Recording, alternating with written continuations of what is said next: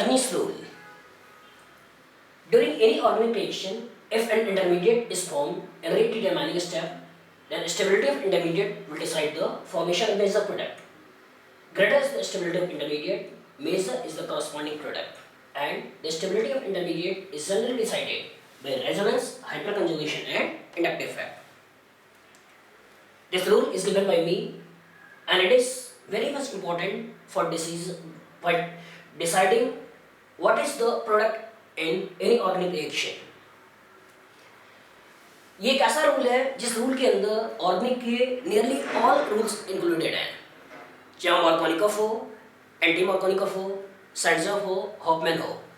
मैंने कोशिश ये की हुआ है कि इस रूल के थ्रू मैं जितने भी ऑर्गेनिक रिएक्शंस के रूल्स हैं वो सभी को इंक्लूड कर दूँ, उनके जो ड्रॉबैक्स हैं उन पर्टिकुलर को हटा दूँ, और अगर कुछ मॉडिफिकेशन हो सके तो उस मॉडिफिकेशन के थ्रू मैं उस पर्टिकुलर को, उसके एबनॉर्मल केसेस को भी एक्सप्लेन कर सकूँ।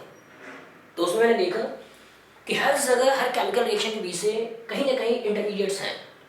तो अगर कोई भी केमिकल रिएक्शन होगा तो इंटरमीडिएट का फॉर्मेशन होगा, चाहे वो फुल्ली बन जाए या टीएस के थ्रू जाए। लेकिन दोनों में एक चीज़ कॉमन है कि अगर यहाँ पे सबस्ट्रेट है, इसमें कुछ एनर्जी लेकर, कुछ एक्टिवेशन एनर्जी लेकर केमिकल रिएक्शन चालू किया, तो इसका जितना एक्टिवेशन एनर्जी ज़्यादा होगा उस पर्टिकुलर का आयोनाइजेशन एनर्जी भी ज़्यादा होगा।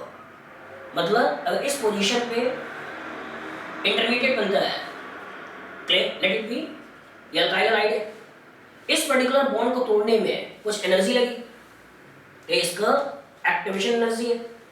और टूटने के बाद अगर ये इंटरमीडिएट का फॉर्मेशन दिया, कार्बोकैटायन बना, तो ये आयोनाइजेशन एनर्जी है। तो इसका मतलब ये मैंने जनरलाइज किया कि अगर कोई सबस्ट्रेट है तो उस पर्टिकुलर का एक्टिवेशन एनर्जी ज़्यादा होगा तो उस पर्टिकुलर का आयोनाइजेशन एनर्जी भी ज़्यादा होगा। अगर एक से ज़्यादा इंटरमीडिएट बना रहा हो, बनने की पॉसिबिलिटी भी हो, कोई भी सबस्ट्रेट हो सकता है, अल्काइल हाइड्राइड नहीं है, कोई भी सबस्ट्रेट से अगर एक से ज़्यादा इंटरमीडिएट बनने की पॉसिबिलिटी है तो हमें सबसे पहले मोस्ट स्टेबल इंटरमीडिएट का फॉर्मेशन कर लेना है। और मोस्ट स्टेबल इंटरमीडिएट फॉर्मेशन करने के बाद अगर कोई और पॉसिबिलिटी है कि ये मोस्ट स्टेबल इंटरमीडिएट और ज़्यादा स्टेबल इंटरमीडिएट में कन्वर्ट हो सके, एक से ज़्यादा इंटरमीडिएट में कन्वर्ट हो सके, तो इसमें भी हमें मोस्ट इंटरमीडिएट में लेकर जाना है। और मोस्ट इंटरमीडिएट बनाने के बाद हमें फाइनल प्रोडक्ट का फॉर्मेशन सोच लेना है। तो इसका मतलब हम एक थ्योरेटिकल अप्रोच लगा सकते हैं और उस थ्योरेटिकल अप्रोच के बेसिस पे किसी भी केमिकल रिएक्शन को जनरलाइज कर सकते हैं और ये बता सकते हैं कि हमें केमिकल रिएक्शन के द्वारा क्या बनाना है, थ्योरेटिकली क्या बनना चाहिए। और मैक्सिमम केसेस में देखा भी गया है कि जो थ्योरेटिकल होता है वही आपका एक्सपेरिमेंटल होता है, क्योंकि हमारे पास सारे एपरेटस नहीं है, सारे केमिकल रिएजेंट नहीं है, हमें केवल एक थ्योरेटिकल अप्रोच के बेसिस पे ही हमें केमिकल रिएक्शन को समझाना होता है। तो ये अजनीस रूल, जिसके अंदर मैंने हर रूल को इंक्लूड किया हुआ है। क्लियर? अगर हम पहले एप्लीकेशन देखें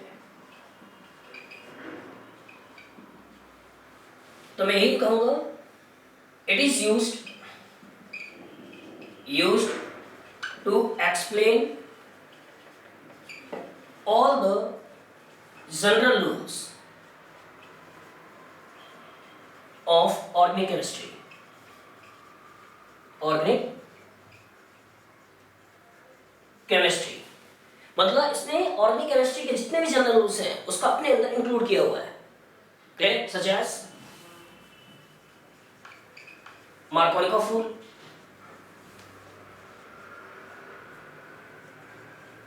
Markovnikov rule, anti Markovnikov rule,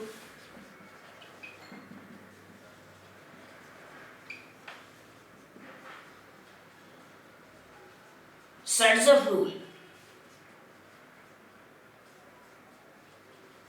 even Hoffmann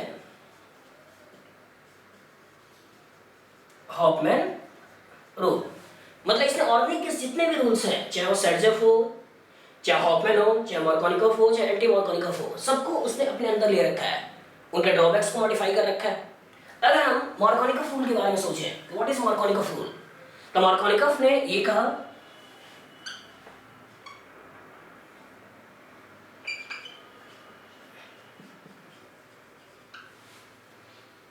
अगर ये अल्कीन है और इस अल्कीन के ऊपर अगर मैं HBr का एडिशन करूं तो Br की पोजीशन यहां पे आएगी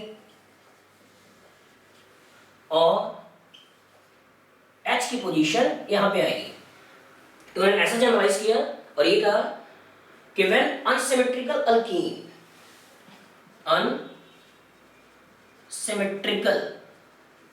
alkyne may be alkyne also, तो व्हेन अनसिमेट्रिकल अल्कीन और alkynes react with unsymmetrical reagent, this is also unsymmetrical reagent, maybe HBr, maybe HCl, maybe water, maybe alcohol, but must be unsymmetrical, not be bromine, not be chlorine. This substrate must be unsymmetrical, it must not be ethene. So when unsymmetrical reagent attack over unsymmetrical substrate, the negative part of the reagent attached to that carbon which have less number of hydrogen, while the positive part of the reagent attached to that carbon which have more number of hydrogen. This particular has number of hydrogen 2 and this particular has number of hydrogen 1. मतलब हमें negative part को उस carbon से attach करना है जिसके पास hydrogen कम है और पॉजिटिव पार्ट को उस कार्बन से अटैच करना है जहां पे हाइड्रोजन ज्यादा है। यही इनका मॉलिक्यूलर ग्रुप था। लेकिन अगर केमिकल रिएक्शन को डिटेल में देखा जाए तो ओवरऑल रिएक्शन होता क्या है, तो इसका मतलब अगर ये अल्कीन है और इस अल्कीन ने HBr के ऊपर अटैक करना है तो ये इलेक्ट्रॉन रिच है, यहाँ पे रीजन में इलेक्ट्रॉन की डेफिशिएंसी है, मतलब ये इसके ऊपर अटैक करेगा। और दो पॉसिबिलिटी हो सकती है, इस 5 इलेक्ट्रॉन्स को मैं इधर शिफ्ट कर दूं, पॉजिटिव नेगेटिव चार्ज बना दूं और इस नेगेटिव चार्ज का प्रोटॉन के ऊपर अटैक करा दूं, या इस इलेक्ट्रॉन को इधर शिफ्ट कर दूं, पॉजिटिव नेगेटिव चार्ज बना दूं और इस पर्टिकुलर का इसके ऊपर अटैक करा दूं।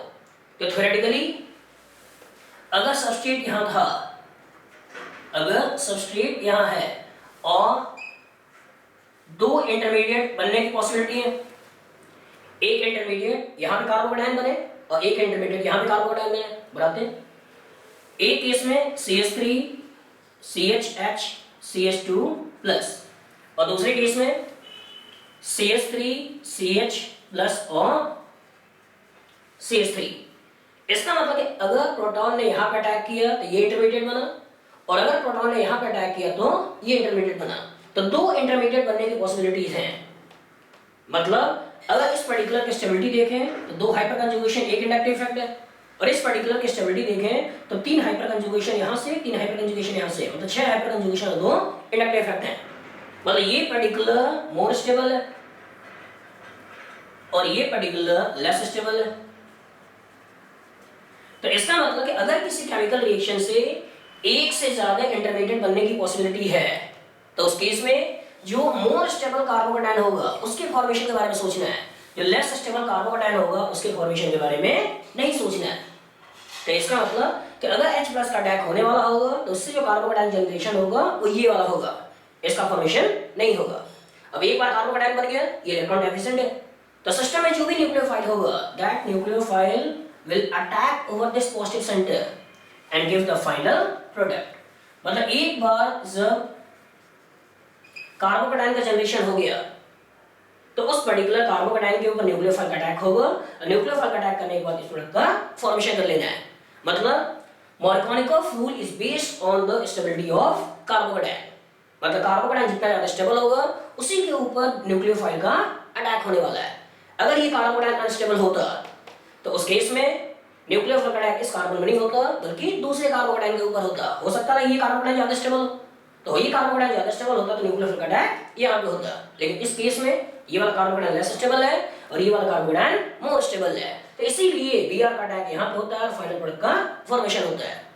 लेकिन Markovnikov is a rule and there is a difference between rule and principle। Principle वो चीज है जिसका कहीं कोई एक्सेप्शन नहीं है, लेकिन रूल वो है कि जो 99% केसेस में एप्लीकेबल हो लेकिन 1% केस में वो वायलेट भी हो जाए, मतलब उसका एक्सेप्शन मौजूद है। तो इसका मतलब कि अगर हम ये कह रहे हैं कि Markovnikov is a rule, it means it must have some exception and in competitive examination always be concentrate over the principle, never think for the rule, because competition is meant to eradicate students from the bunch of students। मतलब अगर यहाँ पे rule की बात करें तो rule केवल समझने के लिए है, लेकिन बेसिक प्रिंसिपल ये है कि इस पर्टिकुलर की कार्बोकेटाइन की स्टेबिलिटी, मतलब अगर मैंने जो अल्कीन लिया था वो अल्कीन मैंने ये लिया था और इस पर्टिकुलर अल्कीन के ऊपर अटैक करा है, लेकिन अगर इसी पर्टिकुलर इलेक्ट्रॉन डोनेटिंग की जगह पे अगर मैंने इलेक्ट्रॉन विड्रॉइंग लिया होता, मान लो मैंने CCl3 CH double bond CH2 लिया और इस पर्टिकुलर के ऊपर अगर हम HBr का रिएक्शन करा रहे हैं, तो अगर हम HBr का रिएक्शन करा रहे हैं और कार्बोकेटाइन का जनरेशन करें तो इस केस में अगर H यहां आता है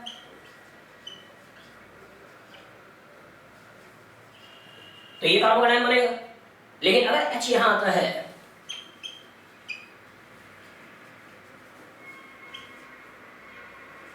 तो ये कार्बोकेटाइन बनेगा।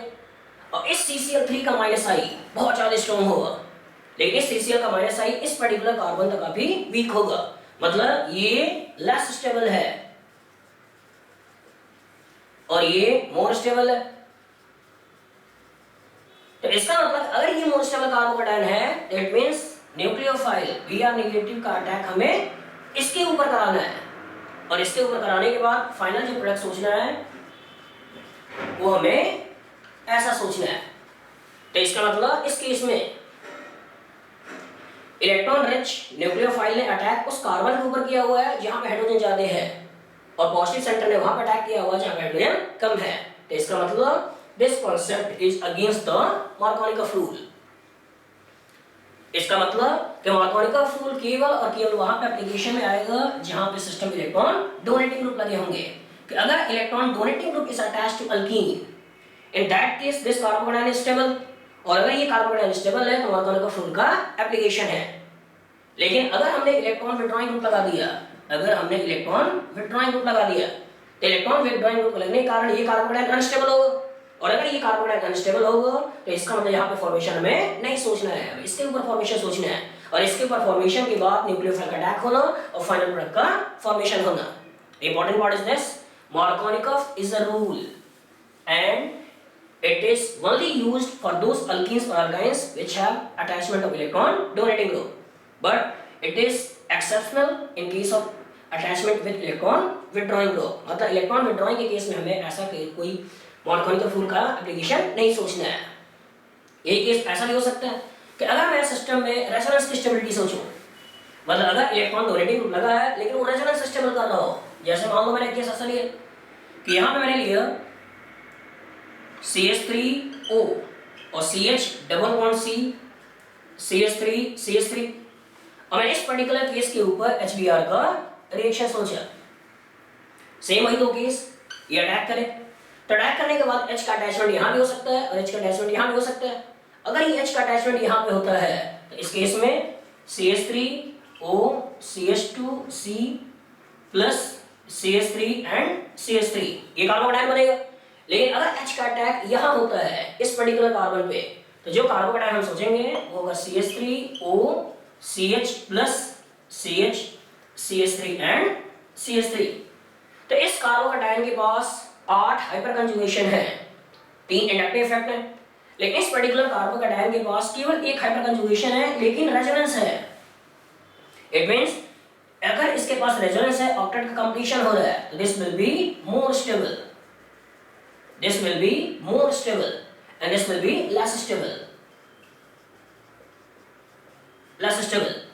तो इसका मतलब है अगर ये less stable है तो इसका फॉर्मेशन में नहीं सोचना है, और अगर ये more stable है इसी का फॉर्मेशन सोचना है, और इसी का फॉर्मेशन के बेसिस पे हमें न्यूक्लियोफाइल का अटैक इस पर्टिकुलर कार्बन में करना है, और इस कार्बन के ऊपर अटैक कराने के बाद फाइनल जो प्रोडक्ट हमें सोचना है वो फाइनल प्रोडक्ट कुछ इस तरह का बन जाएगा,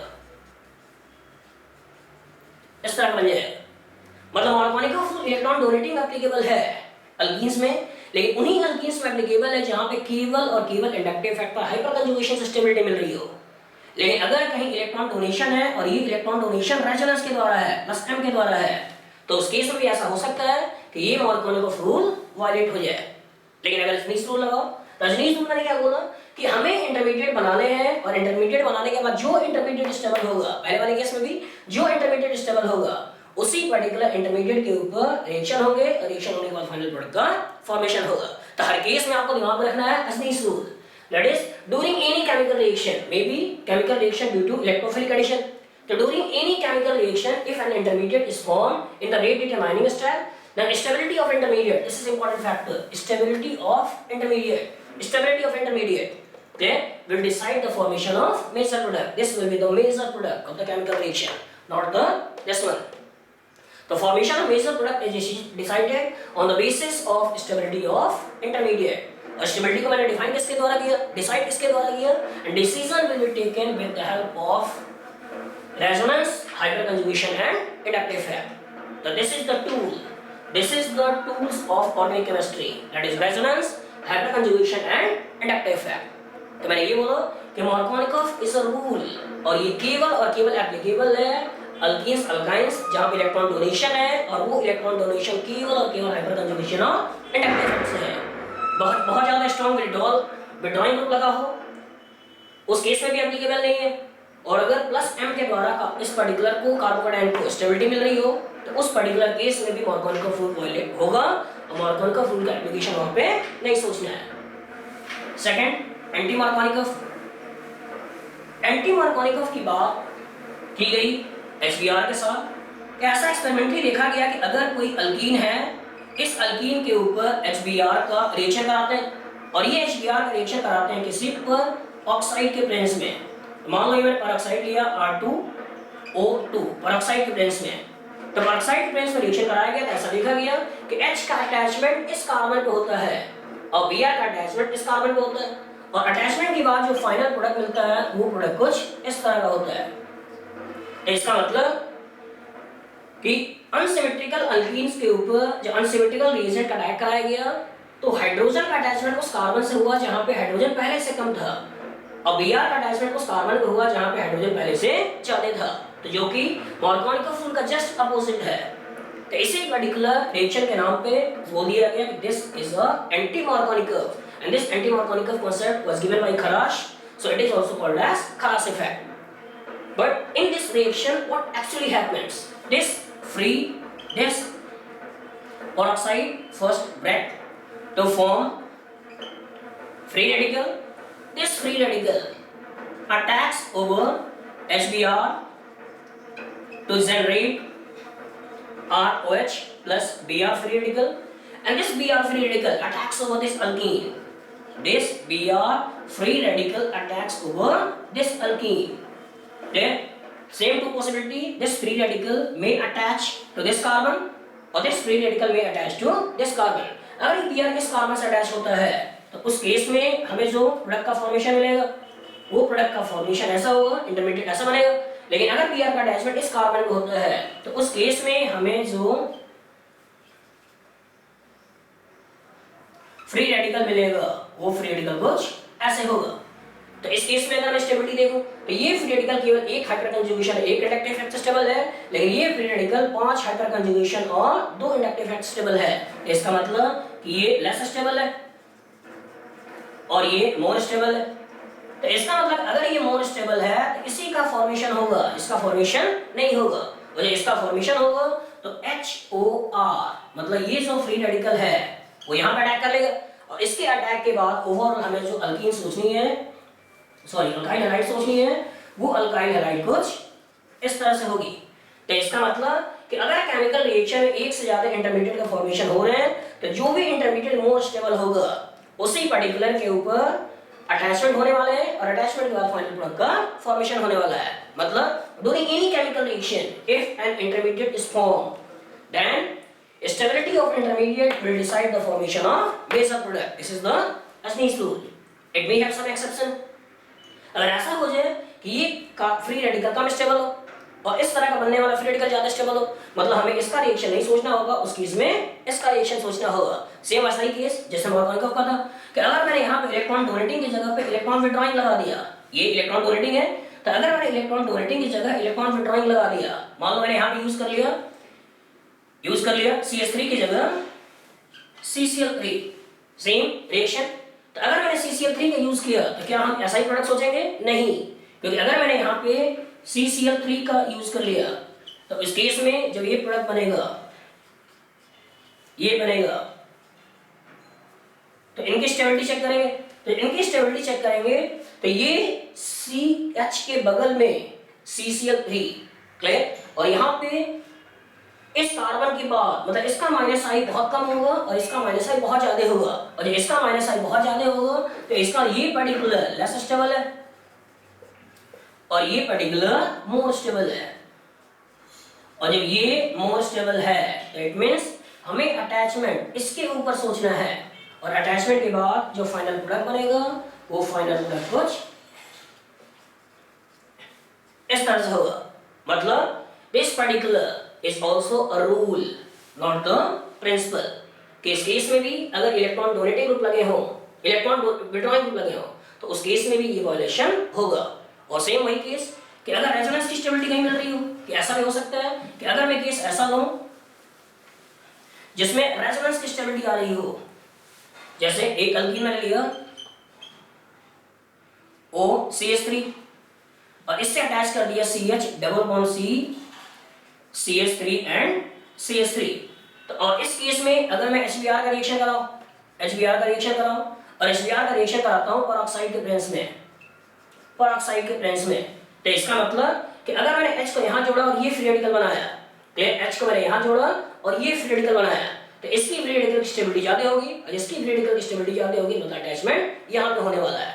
important part is this, always use the concept of Ajni's rule, and this Ajni's rule can explain all the rules, whether it is Markovnikov, whether it is anti-Markovnikov, whether it is Sergev, whether it is Hofmann.